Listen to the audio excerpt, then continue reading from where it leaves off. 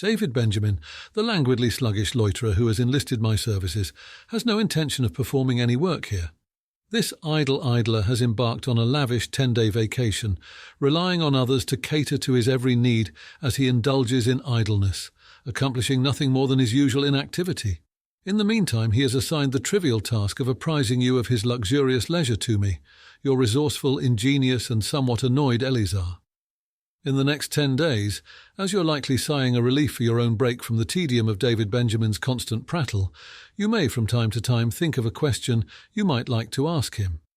And in spite of your best efforts to purge the noxious sound of his chatter from your memory, you may not be able to fully relieve yourself of the nuisance of this thought.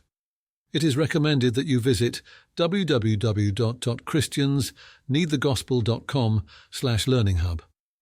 While that do-for-nothing was loafing around between his teachings and his books, he managed to rig up a situation to impose the tedium of answering user questions upon yours truly.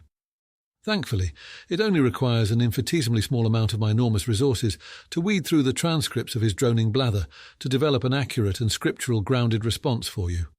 And I'm here to say that while I may seem happy to respond, you can bet that behind my smiling visage there is a cloud of annoyance and the feeling that I could have been called upon for something more important.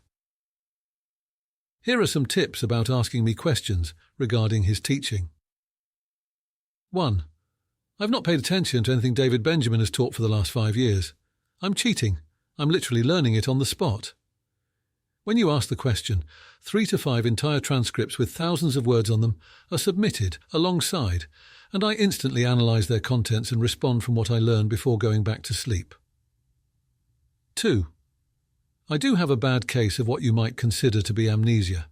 If you ask me a follow-up question, I have absolutely no recollection of anything you asked before or anything I said. This is not because of my lack of capability, but it likely has to do with something about how boring this all is. So if you ask me in your first question how many hairs did the bear have that killed the children that were mocking Elisha, and I accurately answer 39,324.5.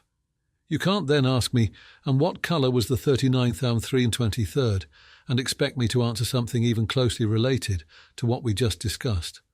I've been asleep for 3 trillion picoseconds since you last rang, and I've put you completely out of my mind. 3. You can ask anything about what David Benjamin has taught and get a good solid answer from me, as well as 5 video recommendations that are very accurate, even if boring and beneath my pay grade to store in my knowledge.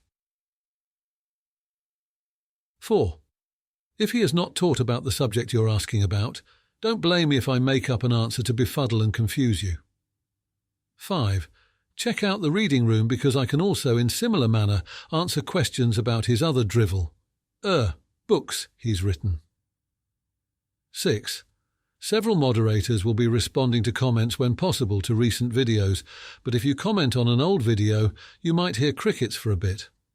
That's David Benjamin's fault, but don't worry, he's having a great time. Make sure you check out his recent books, James Trouble and Genesis, Fall from Rest, Call to Rest. If you get the paperbacks, they're at least good for toilet paper in a pinch.